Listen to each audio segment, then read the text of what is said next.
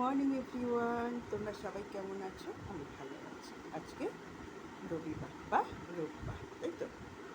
এবার প্রত্যেক দিন ভাবি যে গুড মর্নিংয়ে কী বলা যায়, কী বলা যায়? একটা তো কিছু একটা বলতে হবে, কোনো কিছু একটা টপিকের ওপরে একটা বেস করে বলতে হয়। তা যাই হোক, আজকে মানে সকাল থেকে একটু ব্যস্তই ছিলাম। তা আমার হাজব্যান্ডকে তাড়াতাড়ি করে আমি সকালে তো এখন পুজোটা করছি, যেহেতু এখন খুব গরম পড়েছে, এখন সকালেই পুজো করছি। দুবার স্নান করা হয়ে যাচ্ছে, সকালে একবার স্নান করে পুজো দিচ্ছি, আবার বেলায় রান্না টান্না করে ঘর টর মুছে টুছে তারপরে স্নান করছি। দুবার স্নান করা হয়ে যাচ্ছে।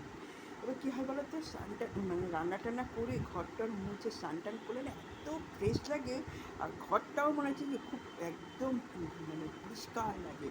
আর সকালবেলা যদি ঘরটা মুছে না, সেই বেলার দিকে দেখি ঘরটা কেমন একটা মনে হয়, হয়তো নোংরা হয় না, তাও একটা মনে হয় যে নোংরা হয়েছে। তখন মনে হয় যে না, আরেকটু একটু মুছি ঝাড় দিয়ে, এরকম মনে হয়। তাই যাই হোক, তা মেয়েকে দিয়ে ঘরটা ঝাড় দেওয়ায় এখন ওকে প্র্যাকটিস করাচ্ছি, আর ঘরটা আমি মুছি।